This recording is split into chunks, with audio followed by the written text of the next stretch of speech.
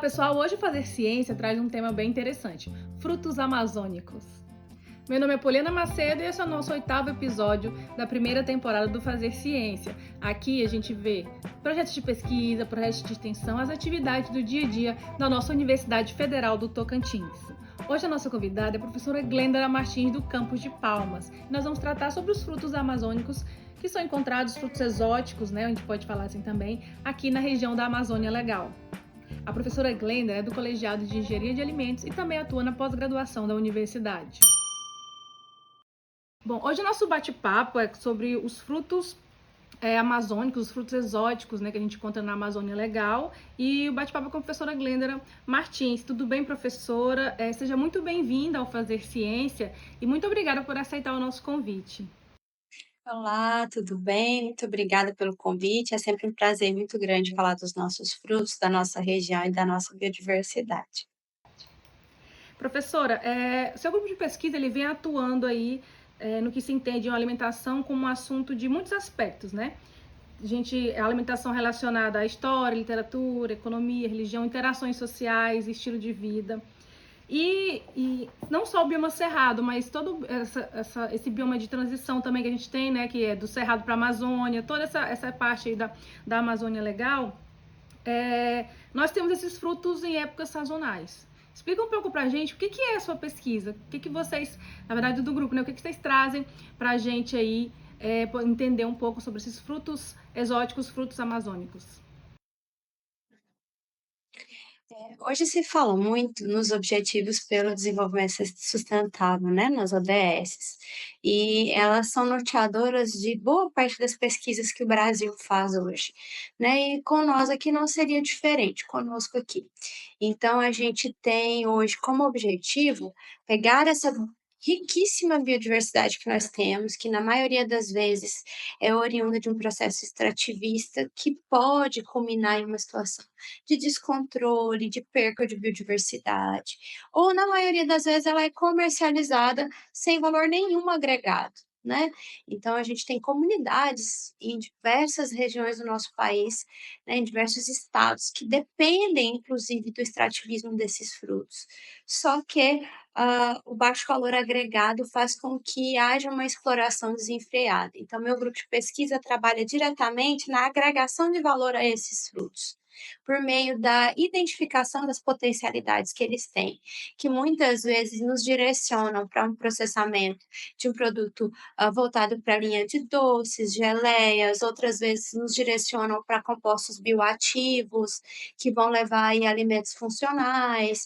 Então, nosso trabalho é identificar o potencial desses frutos e trazer propostas tecnológicas de agregação de valor a esses frutos, para que, como consequência disso, a gente tenha aí a geração de renda. Então, o nosso trabalho é, inclusive, identificar frutos pouquíssimo explorados, que a gente não encontra com muita facilidade, inclusive para o trabalho, mas que a gente consiga trazer aí, não só para o Brasil, mas para o mundo, a informação da importância dessa biodiversidade na perspectiva alimentar. E professora, dentro aí desses estudos, né, não é só um, mas são vários, né, sobre a biodiversidade das frutas exóticas, eu quero fazer uma pergunta assim, quais são esses frutos, né, para a gente poder, para quem está assistindo a gente, falar assim, não, tá, mas que frutos são esses? Porque, tipo assim, a gente está na internet, é para o mundo todo, né? Que frutos são esses que vocês trabalham? Então, a gente trabalha com se eu citar todos aqui, a gente vai ter um tempo só para isso. Mas a gente geralmente recebe muita demanda dos órgãos reguladores do interior do estado Tocantins ou da região norte, Ruraltins, entre outros órgãos similares, de frutos que são muito frutificam em grande quantidade naquela região e as pessoas não sabem para que serve, qual a potencialidade. Então a gente já trabalhou, por exemplo, com taturubá. Hoje a gente trabalha com o puçá preto, que aqui, no estado do Tocantins ele frutifica muito. A gente já trabalhou com a guapeva, com o próprio buriti, que é um dos frutos nossos que já é bem consolidado. A gente já trabalhou com a pitaia, a gente já trabalhou, com a buritirana, que também é um outro fruto, que ainda é pouco explorado. A gente já trabalhou com o oiti, né, então a gente sempre concentra a nossa demanda a nosso alvo de estudo em frutos que de fato a gente sabe que tem comunidades, cooperativas e associações que vivem da comercialização desse fruto, muitas vezes de maneira in natura, né, e muitas vezes não, na maioria, na imensa maioria das vezes com baixo valor agregado, né. Então, além disso, a gente tem uma preocupação muito grande quando a gente tem um fruto novo, que é um fruto que in natura ele é pouquíssimo comercializado, que é um fruto que está lá na natureza ainda, de maneira mais rústica, ele tem um mecanismo de defesa daquele ambiente que ele vive ali, que pode gerar compostos que são chamados de antinutricionais. Então, antes mesmo da gente identificar o potencial desses frutos, a gente precisa identificar se há uma segurança no consumo daquele fruto, né. E caso não haja, qual processo tecnológico eu posso aplicar ali para que eu torne seguro? Para aquele produto ali deixar de ser um resíduo, né, um lixo, vamos dizer assim, às vezes frutifica lá, tá num quintal, tá numa região que ele é ignorado e ele passa a ser uma matéria-prima com valor agregado.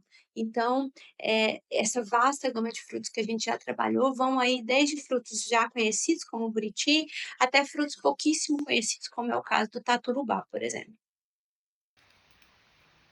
Bom, eu confesso que taturubá, né, eu não conhecia, eu não tinha ouvido falar ainda. Eu já ouvi falar do Oiti, algumas foi falando, falei, não, isso eu já ouvi falar, já ouvi falar. E é muito assim, né, e muito recordo da minha infância, quando a gente ia, por exemplo, à chácara do meu pai, aí o pessoal, tá tempo disso, aí ia lá catar para poder comer. É aquela questão, comer in natura. Mas tinha alguns que falam assim, olha, não pode, porque isso aí mata. Então tem também toda essa questão da relação com o tradicional, né? Com aquela questão do conhecimento passado de geração para geração. Como vocês avaliam isso? Na verdade, assim, tem essa questão do conhecimento passado de geração por geração, que é um conhecimento que é intrínseco, né, que aí eu sei que esse fruto, se eu consumir ele vai ser bom para determinado sintoma de um problema de saúde, né, mas que não se entendia qual molécula que estava ali dentro que ia ajudar esse problema de saúde. E quando a gente vem identificando a composição desse fruto, a gente vem trazendo à luz o conhecimento científico que ele tem que de fato pode contribuir para a nossa saúde, por meio do alimento, né, a gente começa a ver o alimento também, por essa perspectiva, né. Então, como você falou, ele remete a uma série de coisas que é o que a gente, trata como conhecimento tradicional, mas também remete ao conhecimento afetivo, né, é lembrar lá daquele, momento de infância em casa, às vezes não com aquele fruto, mas aquele fruto lembra você que lá na sua casa, na época da sua infância, tinha um outro fruto que era pouco, explorado. Ele traz muito características de turismo mesmo, né, principalmente na região amazônica. A nossa biodiversidade, ela atrai, esse potencial também para o turismo, para a economia.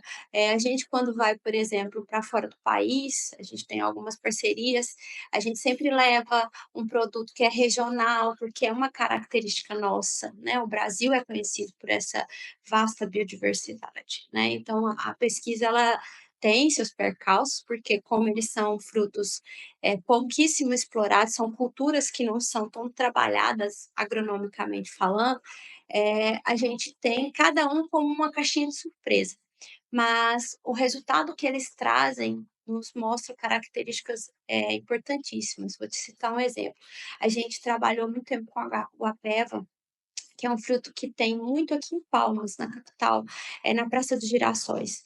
E esse fruto hoje ele tem um potencial em vitamina C muito maior do que frutos conhecidos mundialmente por serem ricos em vitamina C, como por exemplo a laranja, a acerola, e é um fruto pouquíssimo conhecido, pouquíssimo explorado, e tá ali, tá posto ali, né, e poderia ser um fruto de um valor agregado para muito além do que um preparo alimentar simples, mas para uma reposição vitamínica mesmo.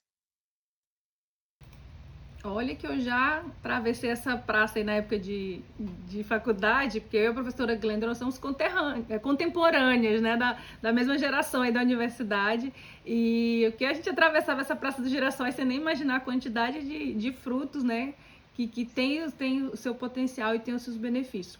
E, professora, entrando aí, que você citou da questão do turismo, desenvolvimento, como que as comunidades e como que o grupo vem analisando a utilização, né, desses frutos em benefício da geração de renda? Como que vocês têm avaliado? A gente tem algumas parcerias bem importantes, inclusive alguns produtos que a gente gerou aqui, hoje tem cooperativas que comercializam esses produtos, né. Então, como eu falei, é muito importante para eles, porque são produtos sazonais, então eles têm renda quando vende in natura por um período muito específico do ano. E quando a gente traz o processamento de alimentos para essa etapa toda, para todo esse ciclo, a gente traz a possibilidade de extensão da vida útil. Então, o que eu teria ali por 2, 3, 4 meses, que é o período de frutificação, eu tenho às vezes por 6, 7, 8, porque aí o produto ele quando é processado por meio de uma tecnologia que consiga aliar, características sensoriais, né, sabor agradável, aroma agradável, aspecto visual agradável, que a gente primeiro com os olhos. E a característica de saúde, realmente, que a gente tem aí em compostos, moléculas importantes para o nosso organismo, que muitos desses frutos têm em abundância, aliado a isso, a gente consegue estender a vida útil, colocar esse fruto mais tempo no mercado, há um ganho muito grande para esses produtores, para os extrativistas, para os cooperados, porque daí eles começam a ter uma visão ainda maior do ciclo de desenvolvimento de um novo produto. Isso vai para além, inclusive, da própria, do próprio aproveitamento integral do fruto, né? Muitas vezes, na visão deles ali, a polpa é o único item que eu consigo explorar daquele fruto. E hoje a gente consegue, né, trazer alternativas de aproveitamento de semente, de aproveitamento de casca, de aproveitamento integral de um fruto que geraria para eles talvez um produto, gerando aí 2, 3 produtos para poder ter uma linha de comercialização, né? Então isso gera todo um cenário de melhoria para a própria cooperativa, para o próprio sistema. Além de que a gente, enquanto consumidor, cada vez mais exige segurança daquilo que a gente consome. Então, quando você tem um produto desenvolvido, que tem um padrão de identidade, um padrão de qualidade, um rótulo, uma embalagem adequada para aquele produto, o próprio consumidor se sente seguro em comer, ainda que ele não conheça o produto.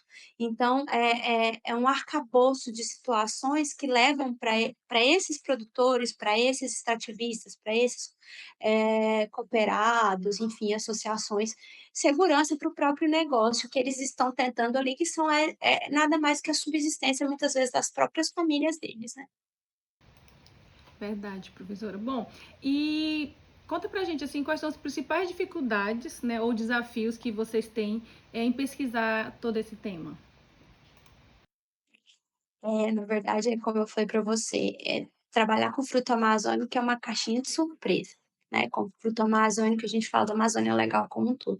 Porque são frutos que não são culturas domesticadas, né, então eles têm pelo próprio ciclo de desenvolvimento da planta, várias características que diferenciam eles dos demais, que são desenvolvidas para a proteção deles contra insetos e contra outras situações a qual eles estão submetidos.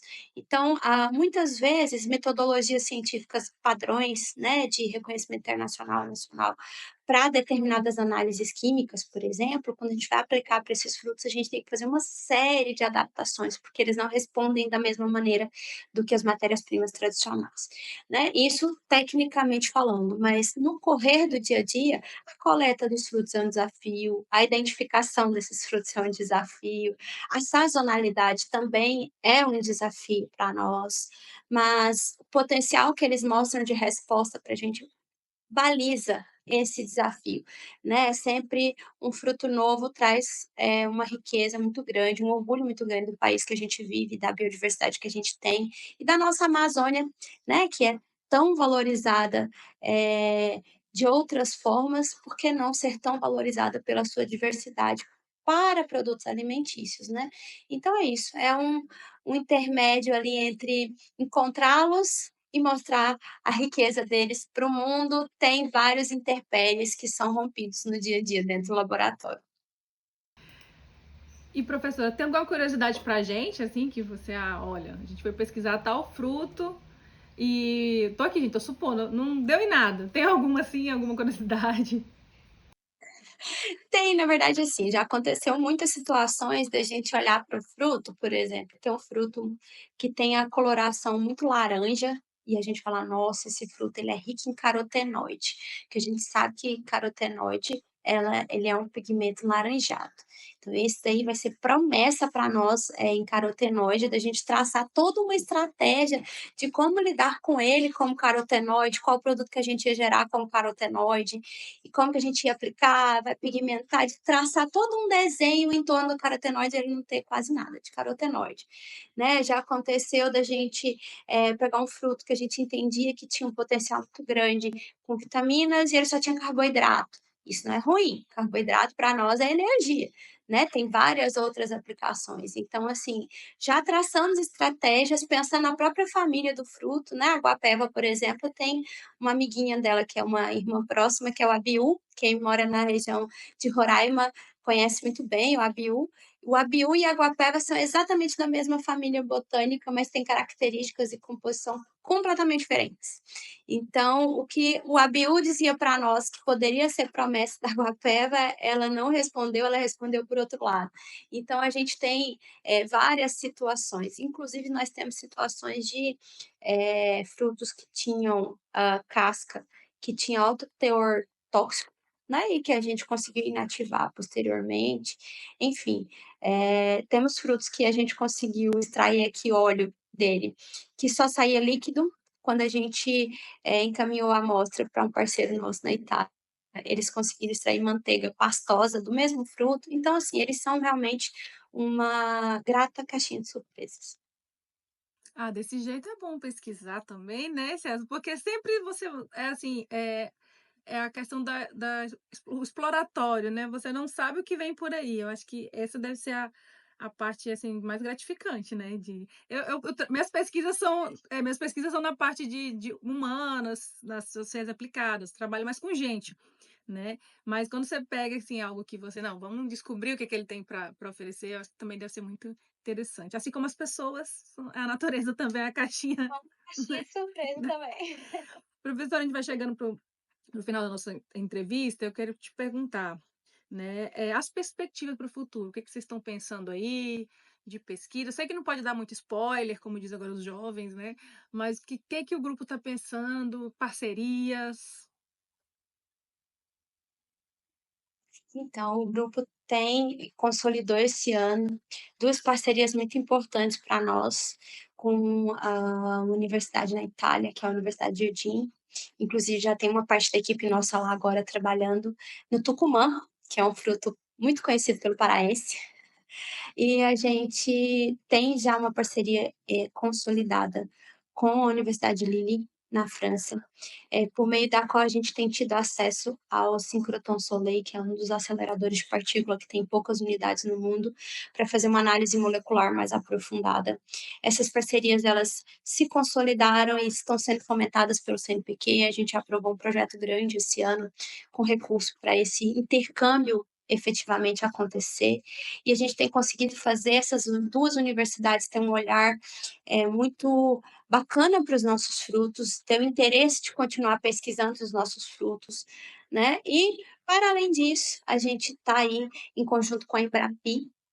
Hoje a UFT tem aí Embrapi Bioinsumos, né, e Bioindústria Alimentícia. A gente está em conjunto com a Embrapi, levando esses produtos e trazendo as empresas e pequenas, cooperados que trabalham com esses produtos para dentro da universidade, para a gente profissionalizar o que eles já fazem, ampliar essas entregas, né. Então a nossa intenção agora é, de fato, ampliar esse alcance que hoje já está consolidado internacionalmente na Europa, mas também para outros, outros continentes que a gente possa trabalhar.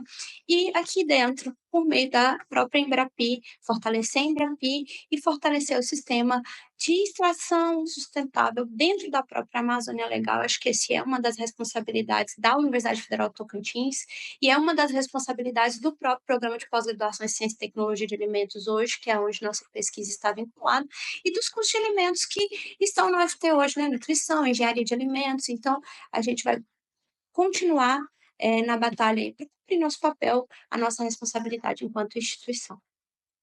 Muito bem, professora. E agora, chegando ao final, né, mesmo, professora, assim, queria que você falasse um pouco, pode ser ter uma reflexão pessoal ou profissional mesmo com relação à pesquisa de vocês, a um tema de modo geral, como é que você entende a importância, né, desses frutos amazônicos na preservação do meio ambiente, né, e também uma forma de poder promover o desenvolvimento local, regional, porque nós sabemos que, como você falou no começo, né, as comunidades, né, mais tradicionais, elas utilizam esses frutos para gerar renda, né? Então, qual o peso da gente conseguir fazer com que esses frutos exóticos, né, amazônicos, se tornem realmente, de fato, algo que promova o desenvolvimento na região que as pessoas estão? E a Amazônia Legal como um todo, ela já tem um chama, né, como dizem os jovens de hoje, um chama para o mundo, né, ela já chama atenção, ela já tem o mundo tem um olhar sobre ela. O que a gente precisa hoje, como pesquisador, é direcionar esse olhar para ser um olhar menos exploratório e de maior valorização. Então, temos uma biodiversidade importante, então vamos lá arrancar? Não, temos uma biodiversidade importante, e o que que ela pode trazer para a gente, que a gente possa fazer com que esse ciclo ele só se amplie, né? Então, eu tenho lá o fruto vai cair, eu tenho um aproveitamento integral dele, então isso não significa que eu necessariamente precise arrancá-lo dali, retirá-lo dali, né? Então a gente traz um olhar mais respeitoso para a própria biodiversidade que a gente tem ao aproveitar aquilo que ela nos dá, né? E em paralelo a isso, a gente consegue trazer para aqueles que vivem desse extrativismo valor agregado, com respeito ao próprio conhecimento que eles já têm, né? Como a gente falou nesse tempo, eles às vezes já sabem que aquele fruto tem uma importância, a gente só traz o conhecimento científico e traz o processo tecnológico para que aquela importância ela consiga de fato chegar e alcançar outros consumidores e, em consequência disso, agregar valor ao processo, gerar renda para muitos desses extrativistas ou de quem vive nessa região. Nosso país tem uma simetria regional muito grande em termos de vários aspectos, inclusive da própria pesquisa, né? A gente faz pesquisa na região norte, sempre com amor à causa mesmo, porque a gente conhece o potencial da região. Então, é uma soma de vamos olhar com respeito, porque a biodiversidade ali, ela traz coisas muito importantes para nós e, por outro lado, economicamente falando, a gente consegue aproveitar o que ele traz de importante para nós sem danificar, sem extrair de maneira irresponsável, agindo com sustentabilidade e colocando na prática, de fato, esse alinhamento entre a economia e a biodiversidade. É isso, professora. Eu queria agradecer muito a sua presença aqui com a gente, online, para todo mundo disponível no mundo todo, conhecer um pouco mais da pesquisa do grupo. Fico muito feliz em tê-la aqui conosco na universidade. É sempre muito gratificante ver que os colegas vão desenvolvendo junto e, melhor, desenvolvendo junto com a universidade. Eu acho isso fundamental. Muito obrigada. Você quer deixar algumas últimas palavras de agradecimento? Eu quero agradecer, né, pela disponibilidade de vocês, pelo convite, por trazer esses temas, porque a gente faz pesquisa, porque gosta realmente da pesquisa, né, a carreira, do pesquisador no país, ela é extremamente desafiadora, e quando a gente fala da carreira do pesquisador na região norte, ela é um pouquinho mais desafiadora. né, um pouquinho para a gente ser bem cauteloso na palavra, mas ela é bem desafiadora. Então a universidade ela vem, com um papel importantíssimo nesse processo. Acho que todos os momentos de crise que o Brasil viveu, a universidade esteve presente na tentativa de dar suporte auxiliar. E quando a gente fala em crise, não são só crises, como a gente viu a da Covid, por exemplo, mas são crises que são, diárias, né, e a nossa riqueza, a nossa biodiversidade, ela está sempre sob ataque. Então é responsabilidade nossa também mostrar o quanto ela é importante de vários cenários e por que não o alimentar, né. Então a ciência dos alimentos, ela também tem esse objetivo de inserção. Então eu sou muito grata pela oportunidade de a gente falar, sempre que a gente puder, a gente vai estar falando desses frutos amazônicos, da importância da Amazônia, da importância das instituições que estão na Amazônia Legal, porque cada uma delas tem um pesquisador em algum ponto trabalhando ou com pessoas, ou com frutos, ou com particularidades que são dignas de um país tão grande, né, tanto em extensão territorial quanto em diversidade como o nosso. Então, muito obrigada, sucesso sempre, eh, para vocês nessa empreitada, porque é uma parceria, importante. A gente não conseguiria comunicar nossos resultados para além do técnico científico se não tivesse o apoio de vocês. Então, muito obrigada pela oportunidade, e é isso, a gente está sempre à disposição. E quem tiver por aí que tenha frutos que não conhece, que está lá no quintal, é só mandar e-mail que a gente vai lá descobrir o que que tem. Pois vamos colocar o e-mail aqui. Qual que é o e-mail, professora? É lacimp, LACIMP, @uft.edu.br.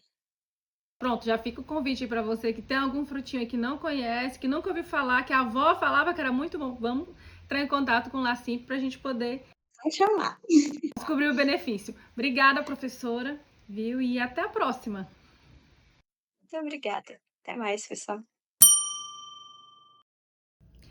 E aí, gostou de entender um pouco sobre os nossos frutos amazônicos, nossos frutos exóticos aqui da Amazônia Legal? Bom, eu, por exemplo, agora vou ficar andando, olhando aí pelas nossas árvores do cerrado, tentando identificar um pouquinho qual fruto que é, se já tem pesquisa sobre ele. Bom, vou deixar agora o recado que eu deixo todo final de episódio do Fazer Ciência.